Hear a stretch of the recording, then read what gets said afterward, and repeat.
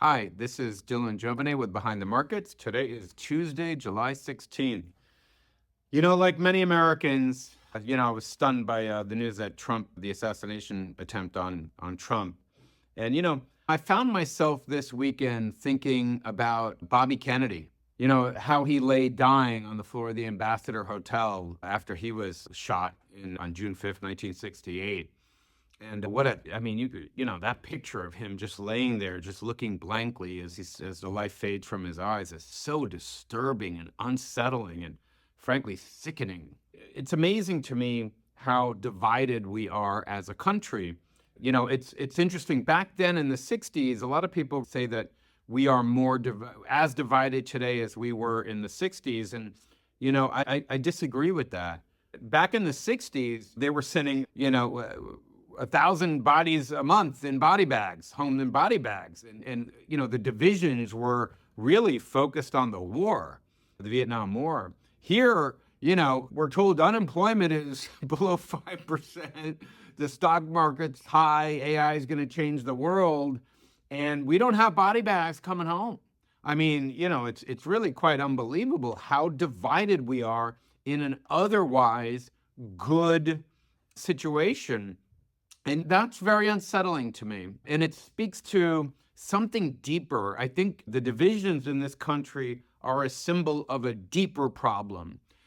What's a problem that is as deep as the Vietnam War was, for this country, that's causing as much inflammation of passions?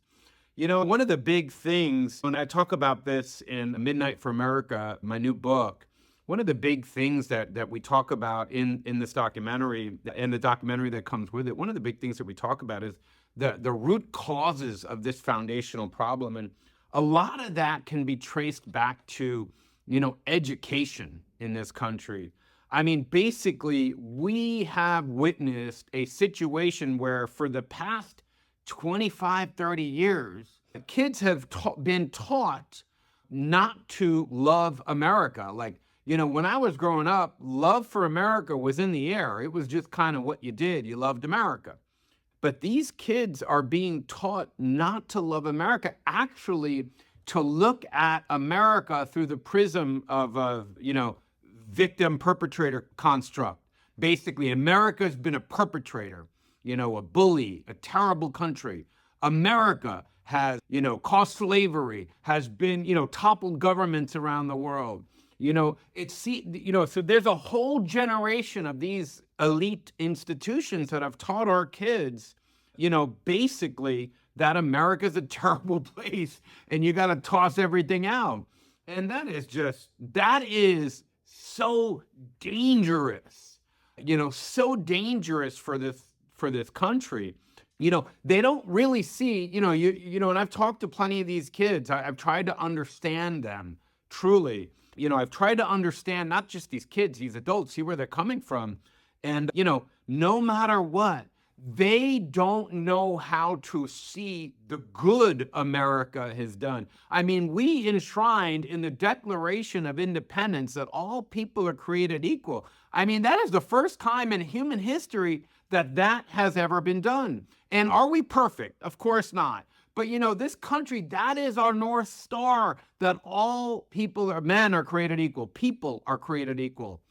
That's our North Star. So sometimes we do 2 steps forward, 1 step back, but that is the North Star that we judge, that we guide, that we use to guide ourselves as a country, and that makes us a great country. They never, they say, oh, America started slavery. They never see that we also stopped it, and we also really tried to correct that. On all of these issues that people find important. They say America's is overturned other foreign countries.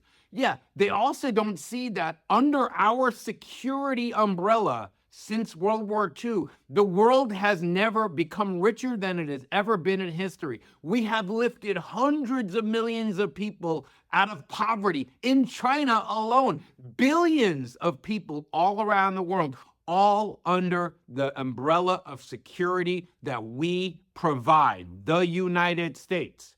And there's a whole generation of people and their elders who actually don't believe that, who believe Americans are bad. And you have this cultural war, basically, between one side who believes America is terrible and, the woke child mob with this woke mind virus and cancel culture, and the other side, which is most represented by Trump, which, when he talks about make America great again, he's basically talking about fighting this culture war, make America great again, or make people understand, make Americans realize that America is great again.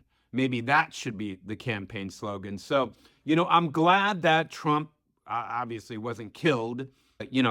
Trump has to be decided at the voting booth by Americans, not by an assassin's bullet. This is an issue that has to be decided on November 4th when Americans go to vote.